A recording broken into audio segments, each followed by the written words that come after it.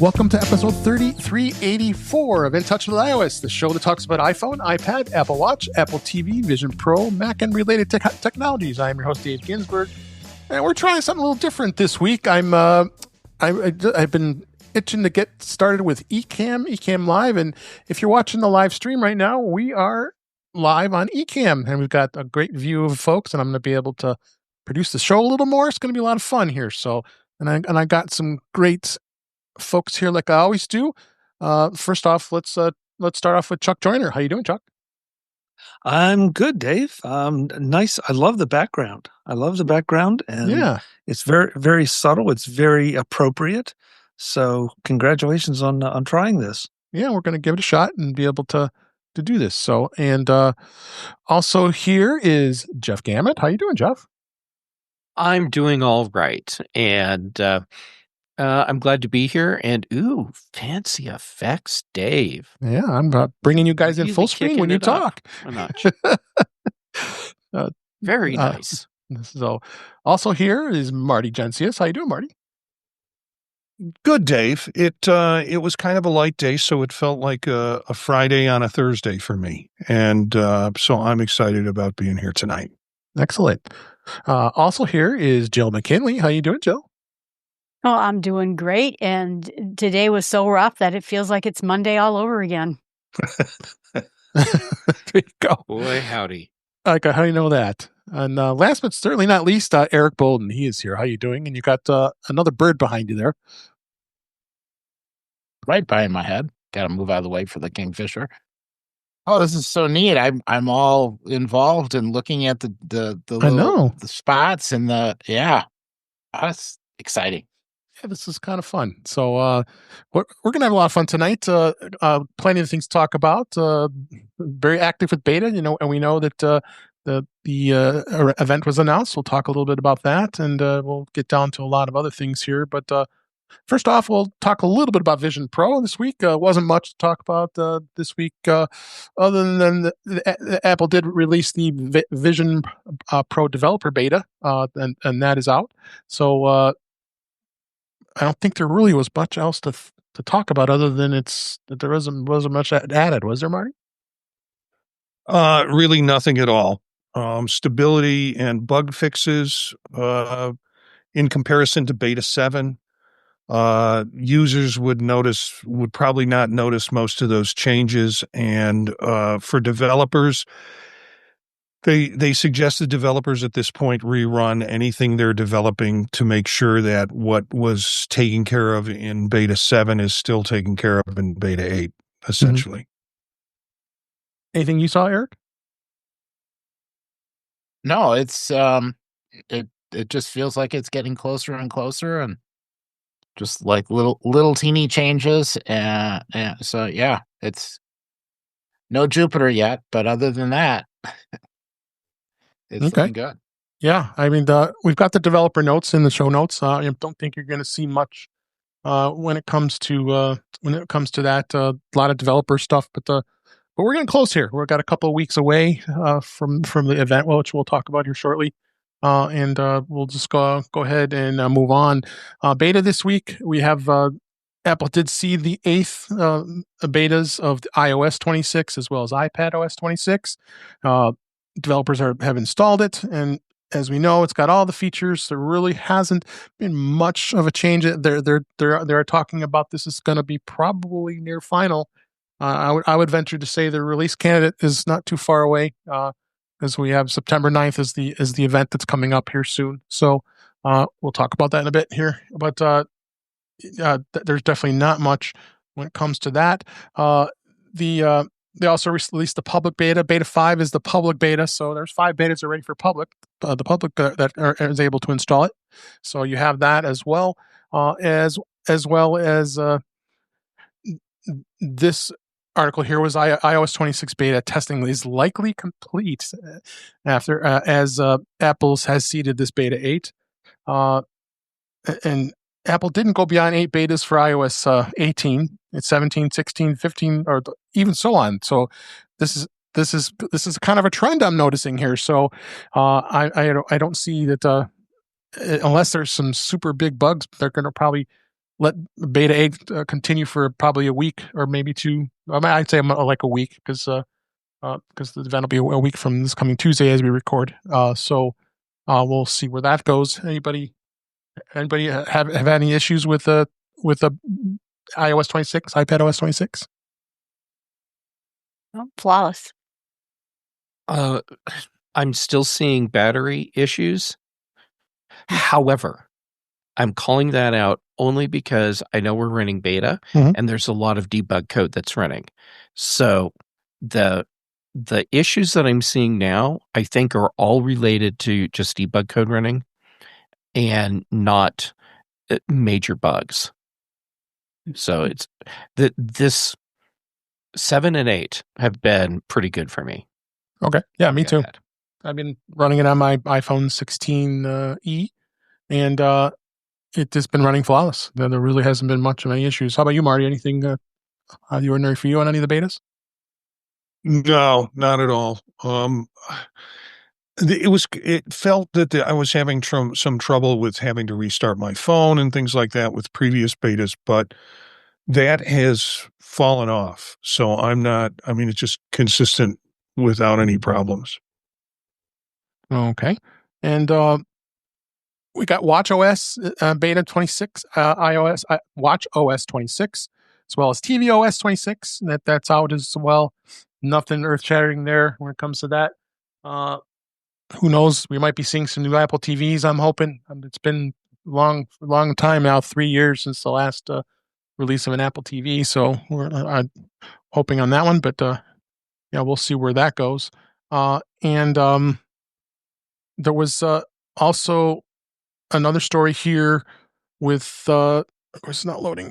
This was interesting. The couple icons that you want to notice that you won't recognize after updating.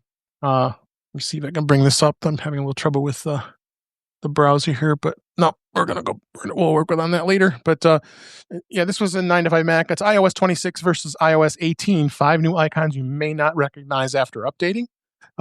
So as we've said, iOS 26 is updating soon, and you want to see some of the new icons. This article is in the show notes.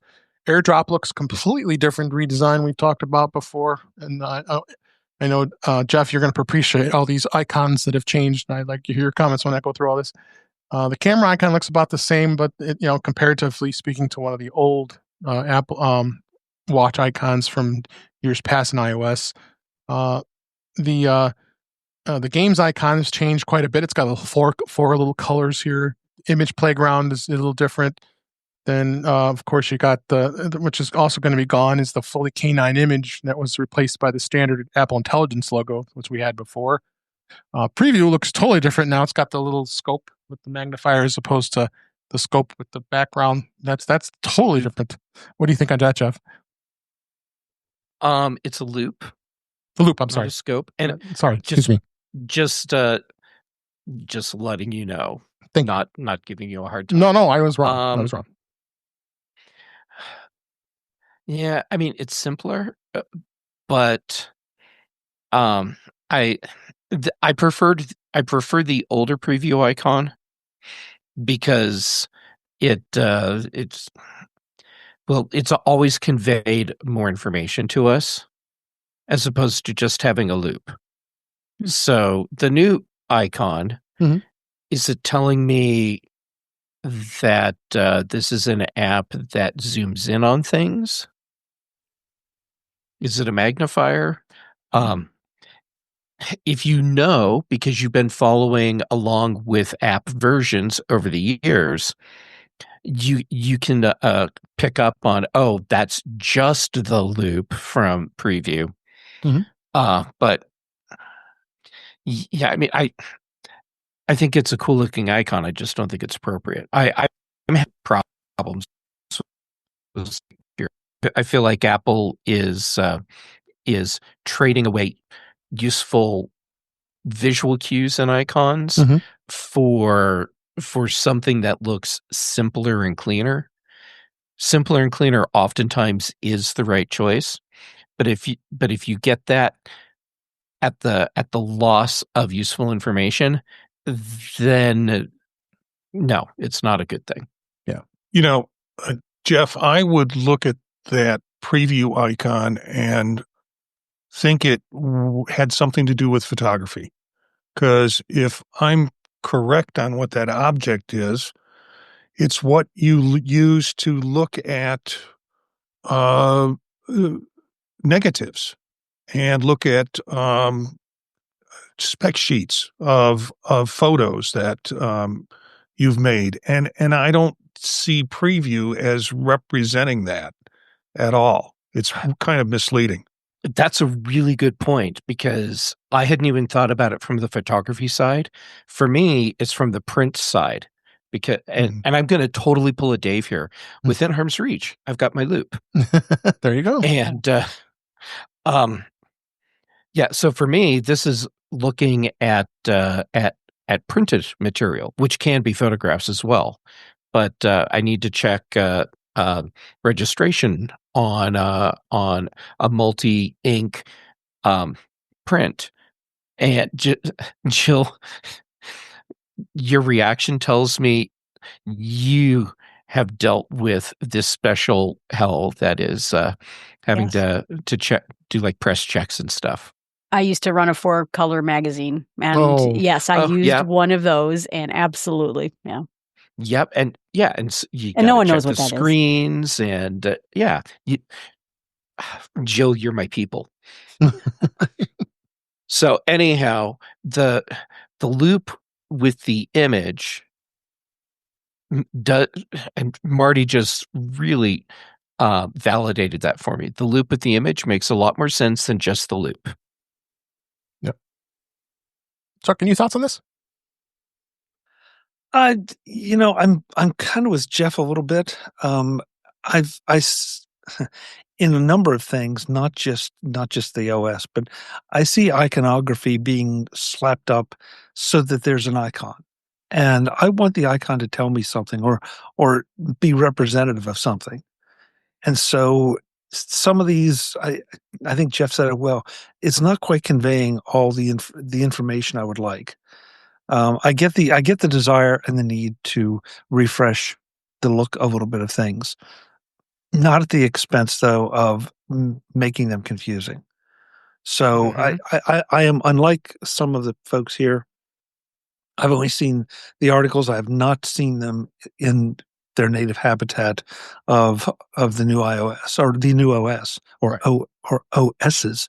So I'm reserving judgment, but I don't want to sound grumpy because I haven't seen it. But right. Just this idea that everything suddenly has to have an icon. I'm trying to think. There was something I saw at CES this year. There was an icon. It's like, what is that? And I had to ask. And once they told me, it's like, okay, I guess I can see it. And I'd be maybe it'll come back to me as to what it was. But it just I think we've gone emoji and icon crazy. Yeah. Chuck, a well done, well designed icon is super useful because Agreed. Yeah, because it conveys useful information. AirDrop has never conveyed useful information, and the updated version is just a slicker version of something that conveys no information. The new camera icon, I think that one's fine. The old one was actually a camera, right? But the camera lens, I think people get that, so that one's okay. The games one, Dave, you had no idea. This is what you opened up. I knew what you unleashed. No, I knew. That's why I put this in here. The games icon. If you know it's a games icon, you can get it. It's like, oh yeah, there's rocket ships and stuff in games, but maybe something like a joystick would have been more appropriate. Maybe 3 icon matches, because that's what everyone plays, are 3 match icons. Like there you go. Booze. A game control, free booze, game controller. Something that that better conveyed gaming.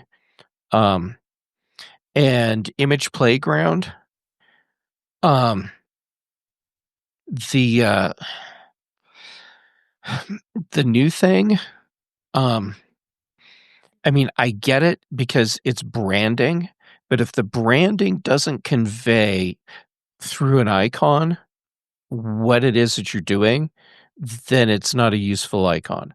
So image playground. Well, I didn't like what we had before with like a little cartoon character. Oh, I guess it's a little dog in it. It actually conveyed what it is better than what we have now. Yeah. Anything else you want to add to this? I was Yeah. just Go ahead. Glitter. So starting with preview, now we have an icon that's basically a utility. We used to have an icon that said it's a viewer with some utilities in it. So it's easier to find the icon, especially like on a phone at a distance in a really small space, but that's the only benefit of it. Yeah, so it lost something. Image playground, I think I almost like the newer icon that has no meaning over what I thought was a cat, but I guess it's a dog.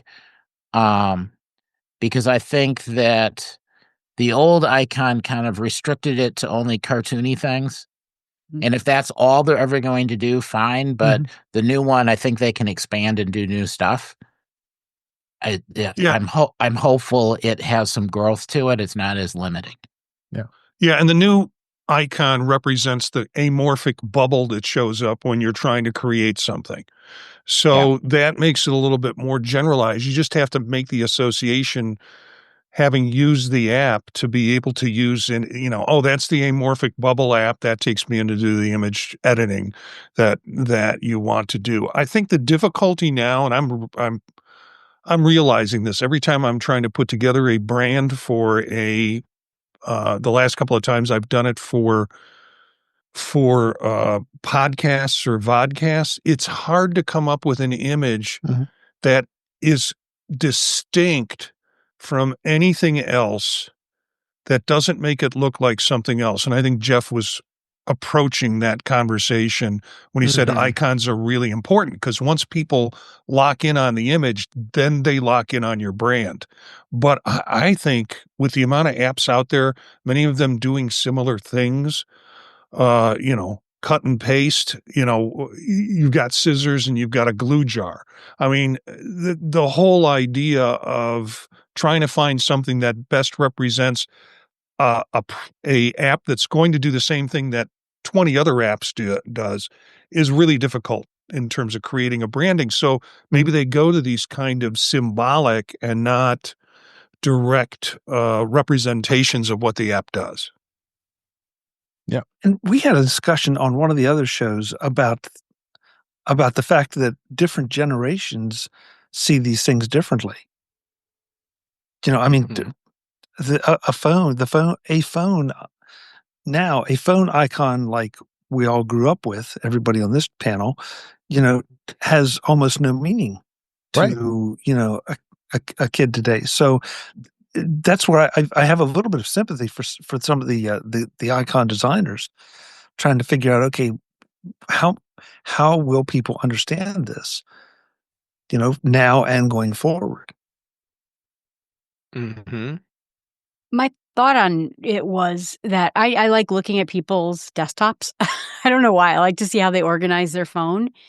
And it seems to me that there's a lot of people out there who like to have these monochromic? I don't know. Jeff will know the right word, where they make them all gold with white and it looks dramatic. Monochromatic, right.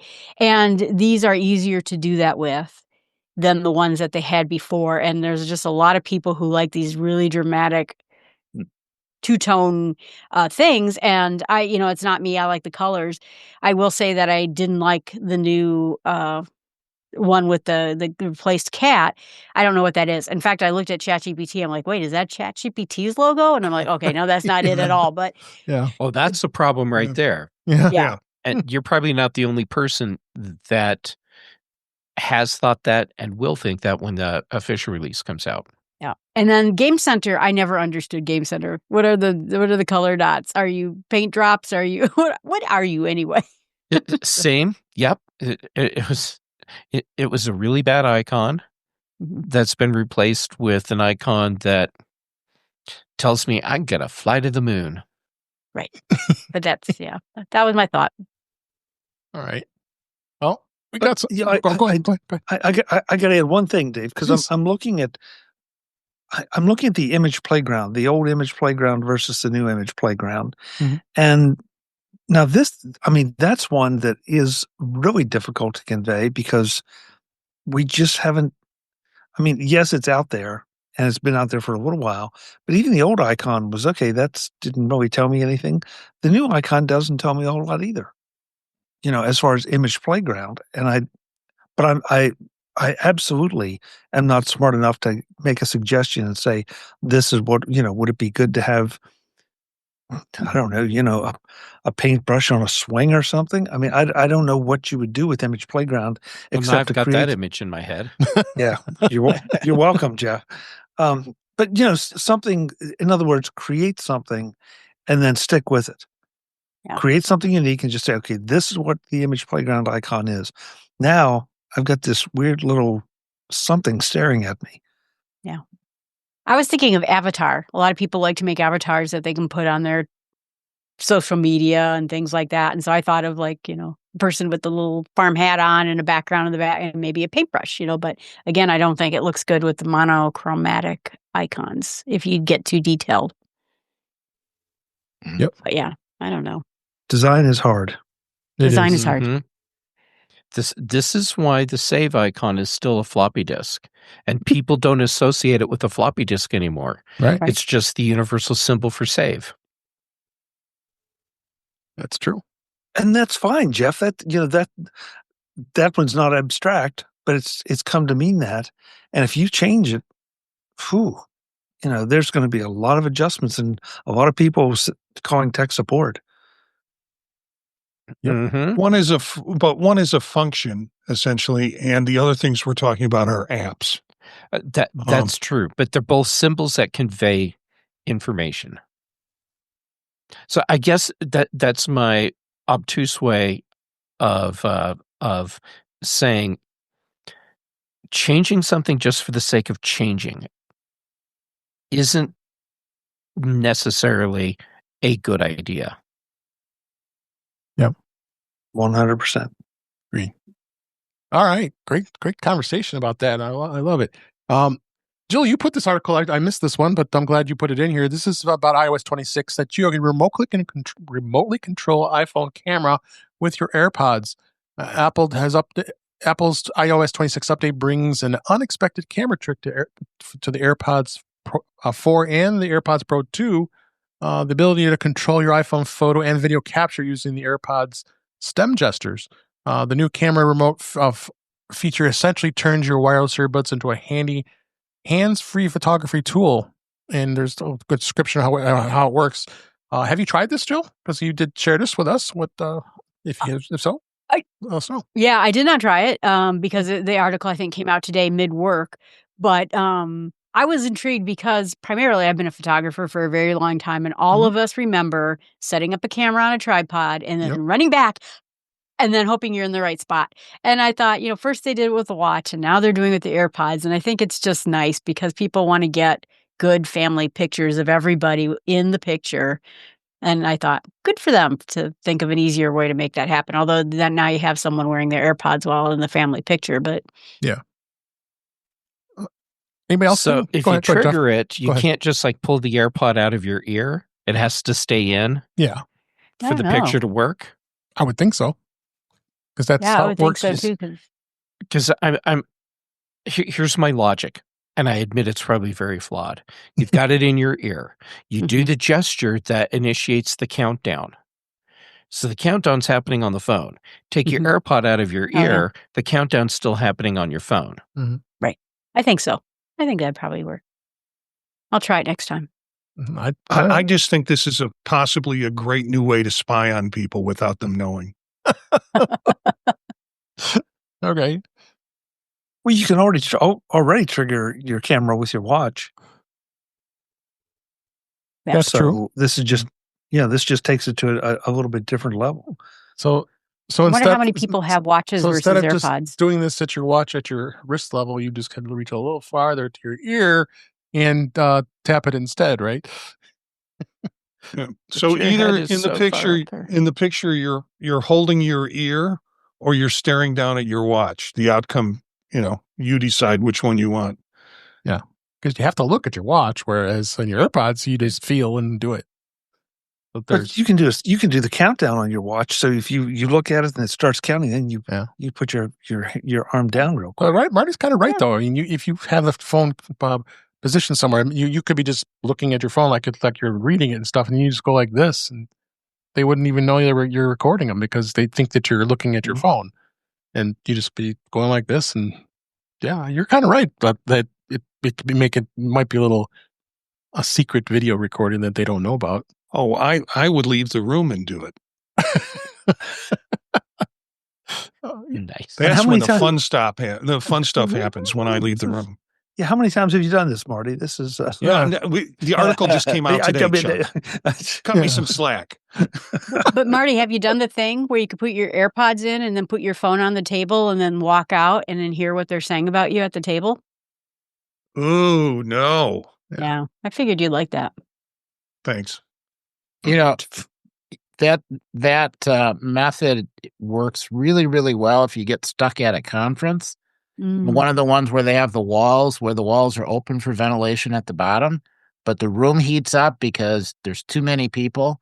So you take your phone and shove it under the wall, have your AirPods in, and then you can hear the speaker while you're in the hallway at cool temperatures.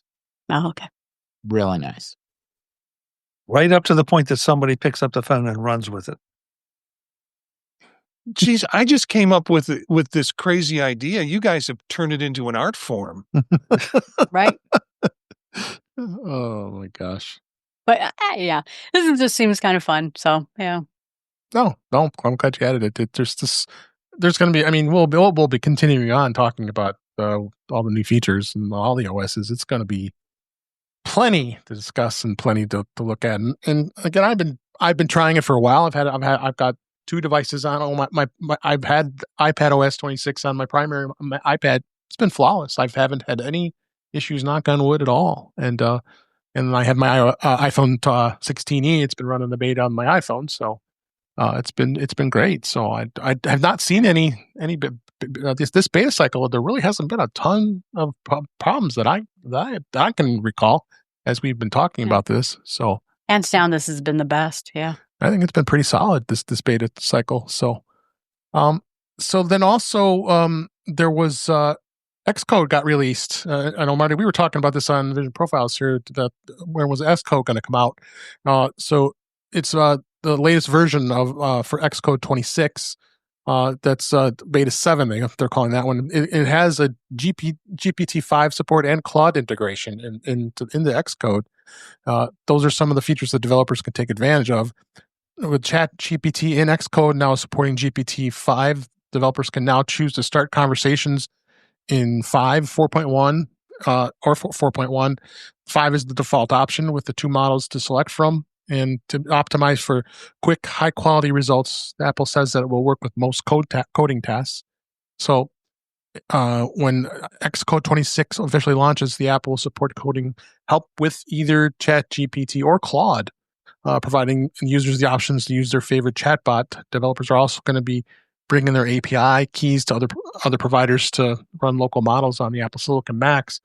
Marty, what do you think on this?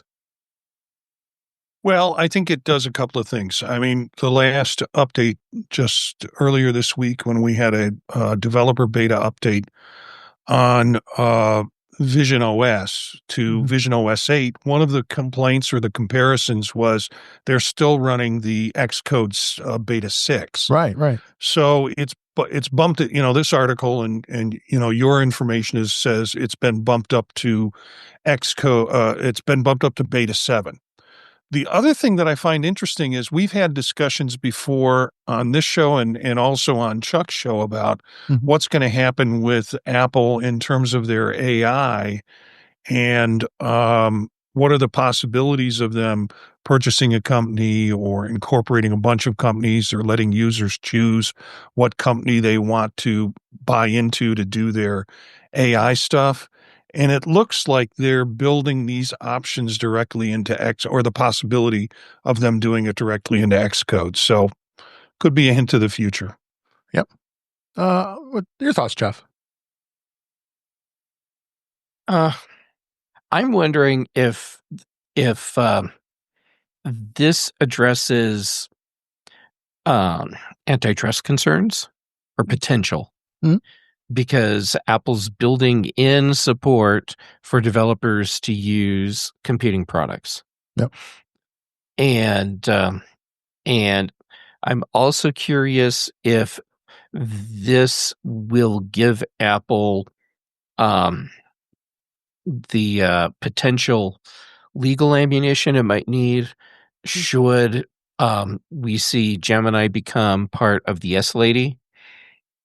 And at like an exclusive thing, and if Apple can say, yeah, but look, developers have access to multiple generative models, so we don't know what you're talking about. But regardless, I think it's good that if they're going to give developers access to generative models like this, that they should have access to more than one option. Yeah, well, for sure. Any other thoughts on this? I mean, no, we're not developers here, so there must be much we can talk into it other than what they're doing here. Jill? I think the thing I liked about it is Perplexity is great for deep research, you know, to do and get facts. And ChatGPT is good as a generalist. And Claude and the other ones are good for other purposes. And I think we're all not the same. And I think this gives everyone that opportunity. But I bet you're right on the antitrust. That made a lot of sense. That does make sense. It wouldn't surprise me. I mean, Apple has a lot of really shrewd people. Yeah. They're thinking about this stuff.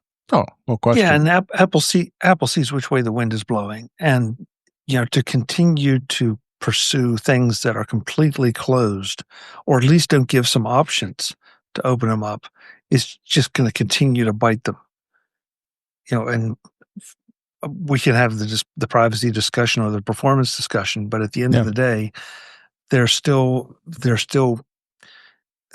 entities and departments and governments that seem to want to take those advantages away or the benefits away in the name of giving everybody some access.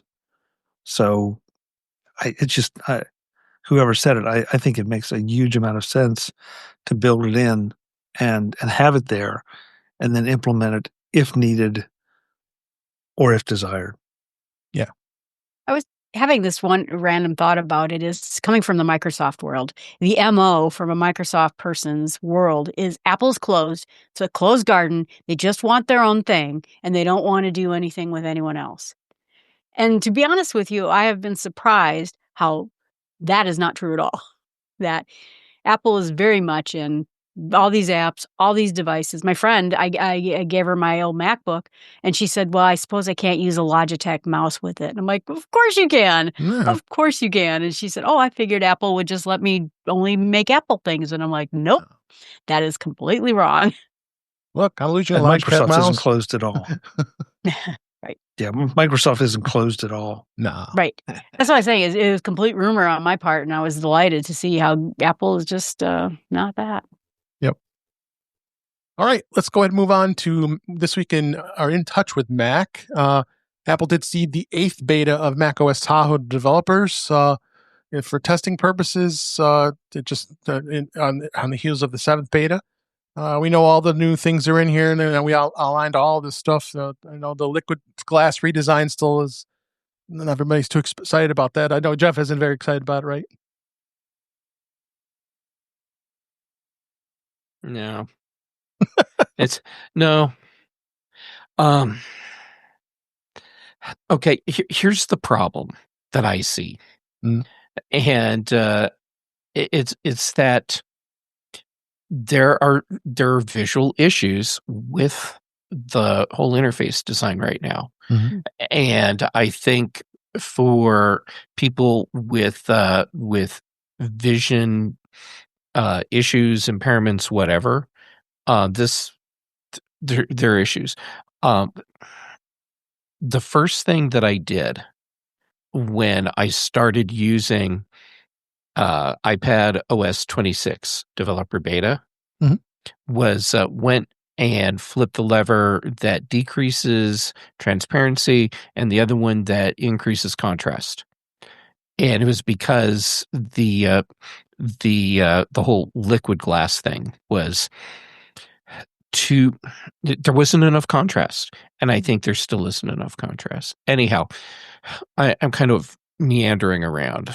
So yeah, I'm having issues, Yeah. but they're personal issues, not developer issues.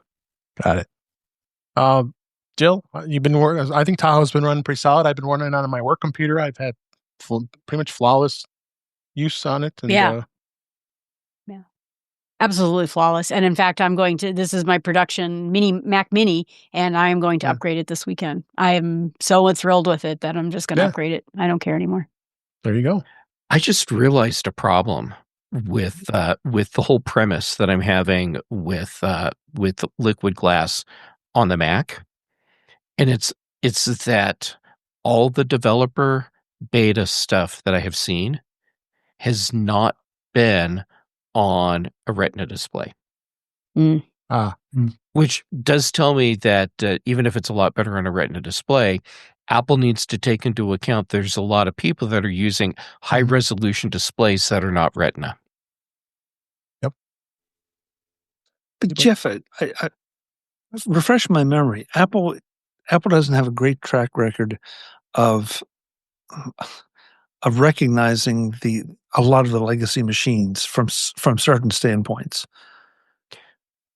They're building for the current and the future, as opposed to, I mean, if you have a legacy machine and it's old, then okay, you're just going to have to put up with it maybe not being so good, or not being quite as crisp or whatever, because we're building for the future. And it's been a good thing, and sometimes it's a bad thing. That's true. And crazy thing is, the point you just brought up is one that I hadn't even been thinking about at all. And that's because all of the developer beta playing around stuff that I've done, it's been on external displays. So I wasn't even thinking about older machines. I was just thinking about all the people that are using displays that are external that are not an Apple branded display. Mm-hmm. But your point is valid. Yep. All right. I've been validated by Jeff Gamet. I feel so good. Mic drop, go home. It's Miller time. Oh, yes. Going home. I'm out of here. So other thing we could say is macOS Tahoe has added these 3 new apps to your Mac. The journal is now being brought over to the Mac for the first time. It arrived on iPhone in iOS 17.2 back in 2023. It's been exclusive to iOS ever since, but it's coming to the Mac in macOS Tahoe and also the iPad. So finally they're bringing that. I haven't been much of a user of that. I don't know about you guys, but there's been no point to use it. Yeah, that's what I was going to say. Up till now. Yeah. I think that I would have preferred this app to start on Mac OS. Same. Because that's where people do their journaling, at least my generation thinks about journaling that way. They don't think about doing it on the phone, or I don't, and I don't think about doing it on an iPad necessarily. So it's a lot more attractive to me now that it's on Mac OS. Yeah. Well, the other thing they came out with that made it viable. So I was someone who was thrilled because I didn't know this. I was a day one user. And I got my first Mac and I'm like, oh, it's a Mac app. I had no idea. It's fantastic. And you can have multiple journals in day one, which means you can have one of like all the movies and television shows you watched. And then you can have another one with all the wines you've tasted or something, or all the exercises you've done. Yep. This didn't have this ability, and now it will. And you can make multiple journals. And now on your Mac, I am going to switch. Yep. All right. But Marty brought up a really, really great point, and that is, I think, a generational thing. Mm-hmm. Because I used to work with someone, and I watched her use her phone as a preferential device over a very nice 27-inch iMac sitting in front of her. And it's like, I don't get this. And she was faster with the phone on the keyboard, in spite of the fact that it was, just a virtual keyboard. And it really did open my eyes to just what a difference. Because Marty, I'm with you. Yeah, I'm not going to sit down and try to type something out on my phone, especially a journaling thing. So we're right back to the comment that Jeff validated. That they're designing for different generations, and they're designing for the way people are using it now, and more likely going to use it in the future. Yep. Yeah. Think of yourself as an angsty 12-year-old girl, and you're sitting on your bed and going, "My mom stinks." Very nicely done on a phone. That's good. I never thought of that, Jill. Thank you. That's a good one. Fantastic. I used to That be was an angsty fantastic. 12-year-old at one point too. So anyway, And your mom had hygiene problems? it was all a lie. I never said anything about my mom, and I never was very angsty. But Yeah. I am doing a whole series of jokes in my head. Your mama's jokes. Your mama yeah. stinks so much. Yeah. Yeah. All right, let's move on. Yeah, Dave's like, move us on. Quickly. Oh, Next. so and also Parallels Desktop's been my favorite desktop emulator of it's been around forever. It's version 26. Hey, how ironic! It's synced right in line with Apple here. It adds support for macOS Tahoe and the Windows 11 2025 update. It just was released this past week, bringing some performance enhancements to the virtual software, including the full support now of the Tahoe operating system, which of course takes time as they test it. So the this also version is going to be fully compatible with Windows 11. Well, Windows 11's got 25 H2. A lot of people are still running 24 H2. The Windows VMs are now also going to be able to show actual available disk space on the Mac host, giving users better control of storage, preventing freezes and such shutdowns and stuff. They've also expanded a lot of things in IT admins. If you can be able to now monitor and manage macOS updates through inside the VMs, you can use Jamf or other MDMs to be able to handle that. So cool to see this. They're opening it with standard, pro, business, and enterprise editions now. So it's going to be more attractive for enterprise for sure. And I always have always enjoyed using it, and it's nice to have, so I can stay on top of things with Windows 11 and not have to leave my Mac. So anybody want to add anything to that? All right. It's a business critical app.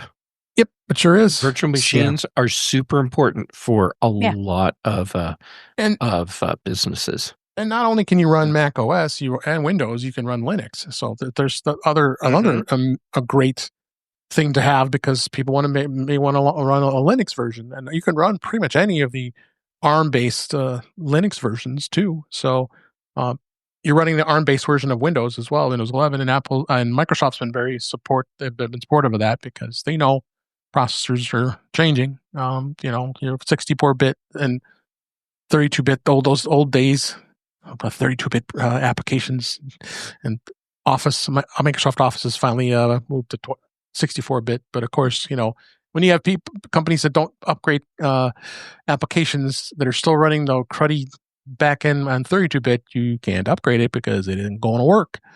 So, but you need to be up to date. But that's another story for itself here.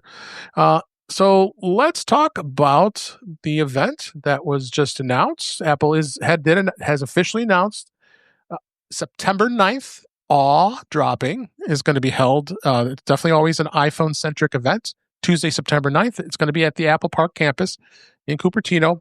According to the announcement that went out, the event will start at 10 a.m. Pacific, as always, and with select members of the media are invited to attend. So it's going to be, as we figured, it's going to be a pre-recorded conference, which is fine. Basically, we haven't talked too much about the rumors of what we're expecting with the iPhone, but it's pretty obvious. The iPhone 17 lineup is going to be out. 17 Air, we'll definitely be hitting on talking about that one because it's going to be a very smaller version of an iPhone than the 17 Pro, 17 Pro Max. I know I'll be going with the Max for sure when we're ready to pre-order. They're saying the 17 Air is going to be the thinnest and lightest iPhone display, and it will probably replace the Plus iPhone, which was never really a big seller as it was. Maybe our friend Brittany might like this phone because it's going to be smaller. We'll have to see, huh? Don't you guys think? Who knows? I thought it was going to have a screen closer to the Plus size. That's what I thought too. Yeah. So she may not like it. So yeah, I don't think this is going to be a Brittany phone. No, I don't think so either. But also iOS 26, iPadOS 26, all the beta testing you can anticipate they will announce. And usually what happens is that Monday before, so a week from this coming Monday as we record, we'll be there. But we'll definitely be covering it. And any thoughts about this event? Pre-event here that anybody want to touch on? I'm excited. having a hard time getting excited about it. Yeah. I'm reluctant at this point to make decisions about what I'm interested in the iPhone Air form factor. Mm-hmm. I'm not interested in some of the stuff I'm going to lose by going to that form factor. Yeah. At the same time, they're going to be hard pressed to tell me why I would want to upgrade from a 16 Pro Max to a 17 Pro Max. Because you can. That becomes less important. And the thing is, I would just dump my 16 Pro Max, but since we're doing vision profiles and we're talking about spatial photography and spatial video, I'm not going to get that on the iPhone Air. Right. So I'm not happy about any of it, but it definitely won't be a phone for me. I'm sticking. I love the Max. I can think Chuck is going to probably be the same feeling, right? But Dave, it's the same old thing.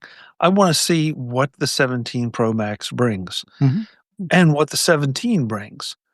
I very much have become addicted to the big screen. There was one model a little while back that I stepped back down, and I did miss the big screen, but I didn't miss the big screen and the extra weight in my pocket. Mm-hmm. So, it to me, it all comes down to what functions. Marty just said it best. What am I giving up? What am I getting or what am I giving up by moving from one model to the other? Mm-hmm. And not just within the number, but also from the 15 to the 16. The rumors abound. They've promised us pretty much everything that you could possibly think of. Mm-hmm. So what's the reality going to be? Yep. And I have been spending more time with my 16E because of the size, the weight, the less weight than the 16 Pro Max. And I got the 16 Pro Max hanging around, and I'm not doing the spatial photography or the spatial video that I should be doing with it. Mm-hmm. So I'm really torn. Yep. It all comes down to colors. Nothing else really matters. Well, you'd have to go with nothing else, but the 17. A blaze orange phone. I'm all in on that. You don't care what size. Whatever it takes to get the color. It won't be a Pro. Eric, you sound like me, someone who's dropped an iPhone into the snow. I want to be able to find it. Yeah. No. That's what Find My is for. Not Find My. Yeah, that's why I can't get the green one. I camp too much and then drop things on, and I'm like, everything's green. It's in this field somewhere. I know. Just put a cover on it. Yeah. The thing that always dragged me out to the Max, and I have a 14 Pro Max that's going to get replaced this year, it was the camera, because I used to make a better camera on the Pro Max. And if that's going to happen this time, then I will buy the Pro Max again. But I am shooting for, I think, the Pro. Smaller pockets mean it just doesn't fit anymore. I don't travel for a living like I used to when I bought my 14, and there's just no real reason for me to have the giant phone anymore. I don't have it in my car sitting on a mount. I have CarPlay. Right. So Pro Max this year. Yep. Anything else you want to add? All right. Well, I'll definitely be covering it. We'll have, I'm sure, lots of things that'll be talked about next week. And then when it comes out, when we have the event on the 9th, we'll definitely have a full recap after that. So a couple more things I want to talk about, some news stories as well. But I wanted to mention this. It was August 24th, 2011 is when Steve Jobs resigned as CEO of Apple, citing that he could no longer fulfill his duties and expectations. He was replaced by Tim Cook, who was the chief operating officer at the time and was elected chairman of the board.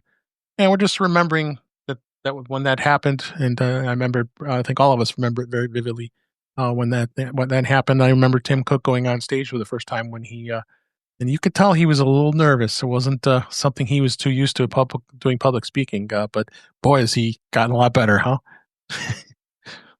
Yeah, same with Steve Jobs, though. Yeah, that's true. At the beginning, you watch those old videos of Steve in the 90s, 80s and 90s, yeah.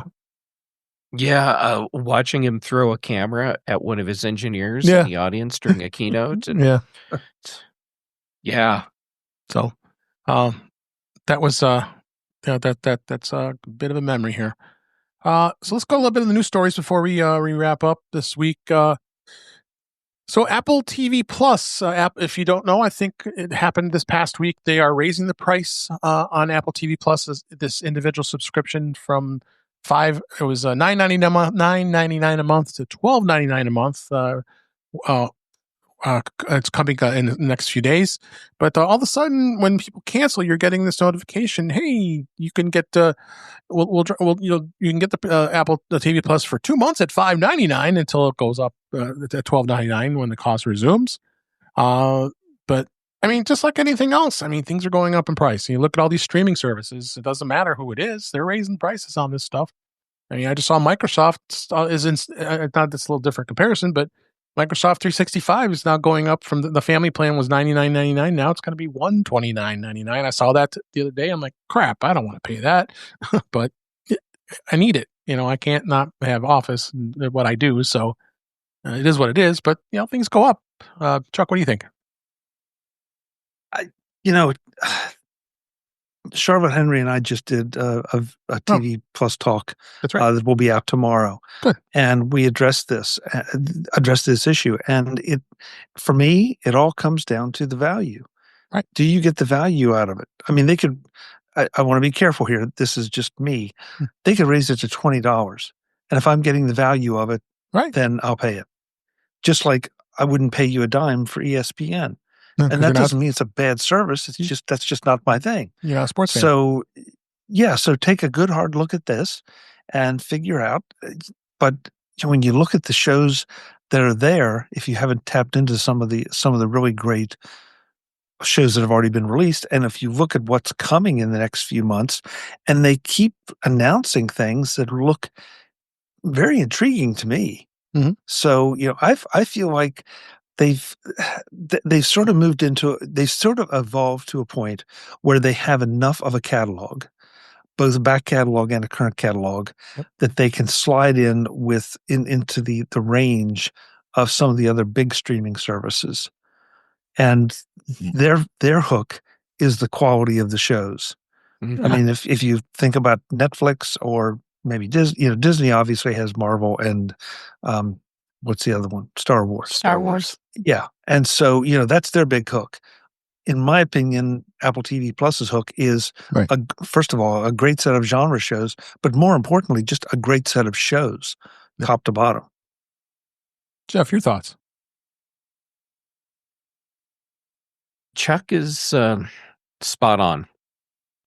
It's about whether or not the value's there for you, and we're seeing the prices go up for all the streaming services. Mm-hmm. And the idea that if there's enough value in a streaming service to pay $20 for it, then you probably will. Which is how I realized there wasn't enough value in Netflix for me, because when they raised their rates earlier this year, was it? Late last year, whenever they did that, that was the tipping point. I'm like, yeah, not enough value for me to pay all that money to wait for a new season of Stranger Things or Wednesday, and I was out. But yes, Apple has increased their catalog quite a bit. They tend to have a higher percentage of quality programming compared to some other services. The thing is, this price increase, that's for people that are paying month to month. So if you're on a bundle, or if you're paying annually, your price is not increasing. Right. So this is kind of an incentive to get people to get into a bundle or pay for an annual subscription. Yeah, for sure. Marty, you thoughts? Just every 6 months or so, I go through and remember what streaming products I have. A lot of them. And most recently, it was BritBox. I was going to get inspired and watch all these British procedurals. And yeah, it is going up. And I realized I never had the time nor the memory to go, I think I'll sit down and watch some BritBox. Yeah. So that got dropped. Sure. Netflix, by creating their own little island, and because I can't pick them up through any of the other services, they're not on my Apple TV, they have disappeared. I keep forgetting that I have them, and so I never turn to them. So now it's time for me to look at that and go, what am I paying? What level am I paying with Netflix? Maybe I get it down to the lowest level and we stay there, because I've got to go there to find out what products and what shows I'm really interested in watching anymore on them. Aileen never brings up Netflix, so I don't think she's going to it at all. Sure. So that's the way it is. It is. Jill, you have any thoughts? I think because it comes with one, that's why I have it all the time. Before, I was pretty content with just every time I bought a gadget and it came with 3 free months of Apple TV, I'd watch whatever it was that was on, and then I would be done with it for a while, and then I'd buy another gadget and I'd watch it again. Sure. I tend to like the more nature shows and documentaries. I like the Ben Franklin piece and The World According to Jeff Goldblum. So some kind of weirder things that most people aren't really watching on there. But I enjoy it. And I think they've come out with great programming. And like you said, everything is going up. So yep. Great. Eric, I'll wrap with you on this one. Yeah, I've got the Apple One bundle, so I haven't noticed a change. Yeah. But I still like it because I can watch on all my different devices. I can, download an episode and have it on my device when I'm in a low signal area, and it plays at a decent resolution. I get closed captioning on movies. I get extras. There's a lot to just like with it, and I'm still a big Slow Horses fan, so it's coming. That's enough to kind of keep me going. And a bunch of new movies and series coming out, and soon. So a lot of them coming out. Season 5 of Slow Horses is almost out, and then they definitely, I agree with that. So it's this streaming landscape right now is just crazy. I mean, there's just so much change, and YouTube TV battling to get Fox to sign back up with them and lose all that sports. It's just constant stuff with they're trying to get their money's worth out of stuff, and it's kind of a sad thing. We were so used to the way television was for all those years, and now Comcast has to reinvent itself. It's got to do a different. They find it took them long enough, but lose all the subscribers before they finally figure out they can't be making all that money on cable TV anymore. So I mean, it's going to continue to change, continue to evolve, and we're going to pay for it. That's the bottom line with this. Dave, go ahead. I want to point out one thing. Sure. That I think the problem comes with. It happened with cable. I think it's happening now with the streaming services. That the bundles will give you some discounts if they're right for you, but for the most part, they're trying to get me to pay for something that I don't want, right, or don't value, because it's 100. I can get 120 channels. Yeah, but how many of those channels do I care about? Exactly. That's the thing. I mean, the Tiddlywinks channel, I don't care about. Somebody does, but I don't. And so you clearly haven't watched Full Contact Tiddlywinks. Oh, I absolutely missing out. But so that to me is the thing, and it felt like that's what we were going to get. That we were going to have not micropayments, but reasonable payments. We could pick up the channels we wanted, and that was going to be it. And now it's back to the cable model, where they're selling it on the idea of more is better. And I don't want more. I want to pay for what I want. Sure. And that's it, because I already have a backlog of stuff I want to watch. Oh my God. There's so much I want to watch on Apple TV Plus, and then it's endless. It's absolutely endless. So what's out there? So go ahead. We've been doing is buying box sets off of Apple TV and just buying the whole series. Okay. And, just saying we're not going to watch it on whatever streaming thing it's on, and just buy the whole series and then watch it and not have to subscribe to anything. What's a box set cost, Jill? They depend, and Apple puts them on sale regularly. Yeah. So, Black Friday, that we just got done with a big sale. We're having some movies right now, but box sets can be as low as $14 and as high if you're looking at Game of Thrones and something with many seasons, Breaking Bad, $99. But even those will go on sale. And if you just wait it out, hey, you're probably looking at $30-$40 for the whole series. Yep. I buy a lot of content on Apple TV, which is making me rethink the streaming piece. So, for example, with BritBox, the reason on BritBox, I can get all the Perot. Well, I can go on Apple TV and buy the whole box set of Perot, and then I don't have to worry about BritBox anymore, because that's one of the reasons why I went to BritBox. Sure. Or is it Acorn TV? I can never remember where both of Perot those is, but Acorn, I agree with Jill. I agree with Jill in the sense that look at it in terms of your investment of, well, of course, we really don't own them. We just rent them. So, yeah. Sorry, Jeff. Nope, that's okay, because what I was saying I realized is actually irrelevant. But what I have to say now, Jill, the whole box set thing, I have been seriously rethinking how I'm buying content that I want to watch like that. And I have been going and looking at physical media again for a lot of this, simply because there's a whole thing of, well, I've bought it digitally so I can stream it anytime I want. But that doesn't mean I have something that I own that I can play whenever I want. It means I get to have a license to stream this box set whenever that you I paid $100 for, all the way up until the distributor, the studio, whoever decides that it's not going to be available anymore. That's true. Yeah.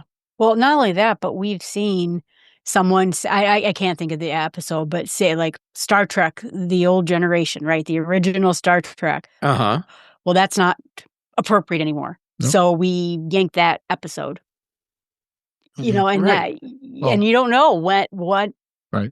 thing is going to be where they're going to yank an episode here and there, or cut that scene out, or put those things in Star Wars that don't belong there. Good example, Twilight Zone. Everybody loves Twilight Zone, right? But that one episode, Talking Tina, Telly Savalas. If you remember that episode where the doll is, it gets pretty cruel. Yeah, they've edited that episode because it just they thought it was too graphic, but it was fine. There's some irony and it's also kind of disturbing that a show that could air, that would have been what, the 1960s? Right. 1950s, 1960s? 60s. 50s, I think. And now it's too graphic for television. Yeah, exactly. All right. So one last story I wanted to hit here. Apple Music Radio is now going to be on TuneIn, which I thought this was interesting. Apple's 6 radio stations will now be available outside Apple Music app for the very first time via TuneIn. Wall Street Journal reported this. Starting today as we record this, Apple Music Hits, Apple Music Country, Apple Musica, and Uno, and Apple Music Club, Apple Music Chill will all be available to TuneIn's 75 million monthly active users. The stations continue to feature no commercials. A link inside the TuneIn app and on its website directs users right to Apple Music. TuneIn, if you don't know, is a cross-platform internet-based radio service that let users stream live radio stations, music channels, news, sports, podcasts all over the world. Of course, you got to pay for it. I paid for it for a little while, but then it got a little too expensive for me because a lot of stuff is over the air. A lot of places play a lot of these radio stations. So I just think Apple's just looking to get music out there even further. What are your thoughts on this? We'll go with Jill first. I was surprised by that because I liked TuneIn. And like you said, a long time ago, I used to have a subscription to it. But it's interesting to me that Apple is deciding to go to another pay service. So I'm intrigued, but, I don't know. What are your thoughts? I think it's good marketing for Apple. I think they might not have been for Apple Music as a whole service. Mm-hmm. Folks who are into TuneIn might not be that aware of the possibilities, and you put those 6 stations up there, and then they go, "Oh, I kind of dig this. Let me check out what Apple Music does as a subscription-based service." And so, I don't think Apple's losing anything in this deal. I think they have the potential to gain more in terms of new listeners or new people interested in the product. Right. Jeff, any thoughts? I know one thing you probably want to come is Apple Classical, right? Right. When are we going to get Apple Classical on the Mac? Yeah. But anyhow, the thing with this new thing with TuneIn, it makes sense to me. Yeah, me too. Even though I was kind of surprised to hear it was happening, when I thought about it, I'm like, oh yeah, it makes sense. So go out to the general public. Anecdotally, when I talk to people about what streaming music service they like, they're on Spotify, and they say because it's better than Apple Music. And when I say what makes it better than Apple Music, either they don't know, or it's something like, well, I can do more with my playlists. I mean, that's usually what I hear. Okay, that's valid. But then the other thing I'll hear is, well, there's so much more on Spotify, which is actually not true. True. Yeah. And then Spotify also has the problem where you tell it, hey, I want to listen to this kind of music. And a lot of what you're going to hear is made up garbage, like actual garbage content that they're having produced to sound similar to the artists that you want to hear. Yep. But it's Spotify's own content, which means the amount of money they're paying back out to artists goes down dramatically. Spotify's kind of a crappy company, the way they treat artists. It is. And they don't have the breadth of music that Apple does. Right. So Apple needs to aggressively get out there in front of their potential audiences and let those audiences see that Apple has value in the streaming music space. Yep. Chuck, your thoughts? When I saw this, I kind of had double thoughts. I thought, okay, this is a great promo to give people a taste of Apple Music. And then I thought, you know what? If these radio stations satisfy your particular listening needs, why are you going to bother to subscribe to Apple Music if you can get them for free? So to me, it's a double-edged sword. Mhm.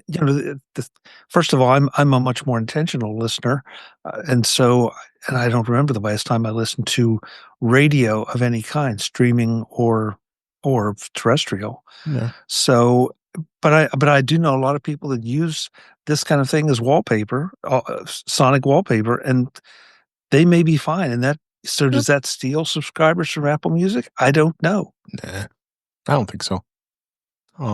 You get the final word, Eric.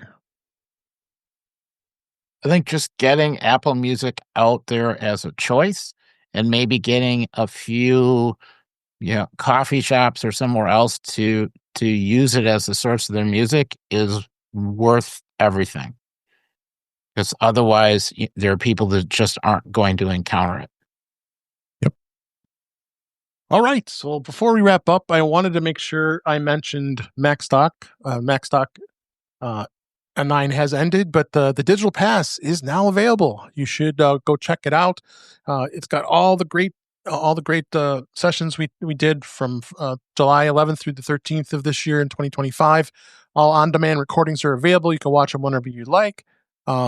I went and reviewed my talk, and it's like, boy, that was a pretty good talk, I must say.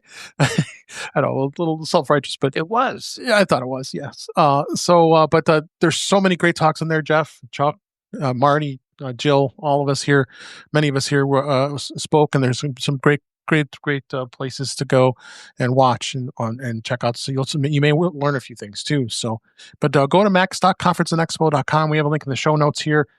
It's not a bad deal at all. Support MacStock. Get that digital pass. It's ready to go. And Mike Potter just finished it like a week or two ago, and it's great to see. He had a bit of challenges with some of the videos, but he did a great job. I watched a number of them, and it's great and well worth the value. So again, go to max.conferenceandexpo.com, click the link in our show notes, and purchase that digital pass. And I'm sure everybody here highly recommends it. So please go out there and do that. So with that, let's go ahead and wrap up for this week. That's a wrap for this week. Please send your comments, questions, suggestions to our email address, which is feedback@intouchwithios.com. You can follow us on Blue Sky and Mastodon at InTouchWithIOS. Support the show. Buy me a coffee at intouchwithios.com. We really appreciate it. You also can become a patron of the show by going to patreon.com/intouchwithios. We have 2 tiers available to support the show. We'd really appreciate it. Make sure you like, share, and subscribe so you're notified when we're live streaming. It's on YouTube at Thursday nights, 8 p.m. Eastern, 5 p.m. Pacific, on our YouTube channel, which is youtube.com/intouchwithios. I also mentioned, as I mentioned at the beginning of the show, we're now utilizing Ecamm Live, and I think it really worked out really well. I'm so excited about this. And we also were streaming tonight on LinkedIn and on my LinkedIn page, as well as on Facebook. And I'm going to explore other places to stream, so we'll get more places that everybody can watch the show. But if you go to youtube.com/intouchwithios, that's the place where you're going to be able to see the live stream. We're going to leave that up and see all the great fancy graphics we've got on here now. It's going to be really cool. And you can listen to past shows as well. You can go to In Touch with iOS magazine on Flipboard, where many of the articles we talk about are flipped in that magazine. The link is in our show notes. You can listen to the show through your favorite podcatcher, including Pocket Casts, Overcast, and Apple Podcasts, and many others. But better yet, just go to our website, which is intouchwithios.com, where all the ways to listen to us are there. I am Dave Ginsburg, and you can find me on Blue Sky and Mastodon at DaveG65.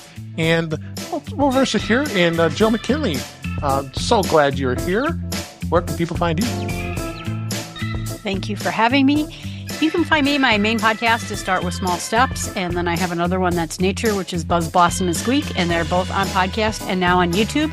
And I'm also doing Ecamm, and on the Start With Small Steps, I started doing live episodes, which is nice. A hoot too, so you can join in. All right. Thanks for being here, Jill. Appreciate it.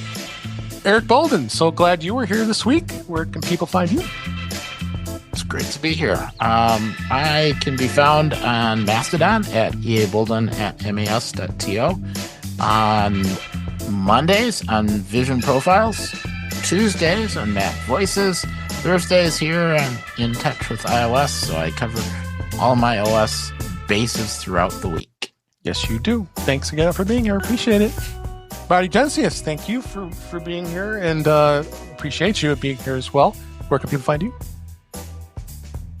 You can find me on mastodon.social or Blue Sky at Jencius, Jencius. Both of those locations. Vision Profiles on Monday nights with Dave and Eric at 9 p.m. Eastern Time. We start streaming on YouTube. Also on Mac Voices here on Thursdays, and In Touch with iOS on Tuesdays with Chuck and the gang. And the rest of the projects I do you can find at thepodtalk.net, which is my website for podcasts. Thank you so much. Appreciate it. Jeff Gamet, thank you for being here. Where can people find you? Dave Ginsburg. It's great to be here. Okay, you can find me on social medias, Gamet, pretty much everywhere. I'm doing most of my posting right now on Mastodon. Wow, that shouldn't have been that difficult to come up with that word. Mastodon, Blue Sky, and PixelFed. Then for shows, Chuck lets me join in on Mac Voices Live on Tuesdays. Dave, thank you for letting me join in on In Touch with iOS here on Thursdays. I also, for the British Tech Network, am on The Big Show and The Mac Show. Then Brian Chaffin and I, we do The Context Machine, and Patrice Brendamore and I do Retro Rewatch. Thank you so much, Jeff. Really appreciate it. Last but certainly not least, Chuck Joyner. Thank you for being here. I really appreciate it. Where can people find you? Hey, Dave, thank you so much for having me. MacVoices.com is where you can find all of the conversations we have from the live show on Tuesday nights, 8 p.m. Eastern, on youtube.com/MacVoicesTV, along with all the other dedicated interviews that I do with a lot of interesting people. So check it out and check me out on social media as at Chuck Joyner. Thanks as always, Dave. Appreciate it. And thank you for listening. Thank you for watching. I think you had a blast, and this is a great way to watch on all of these social media video content here. We're going to have some fun doing this in the next few weeks and continue on, hopefully. But until then, we'll be back next week. And thanks for listening. Thanks for watching. And we'll talk again soon.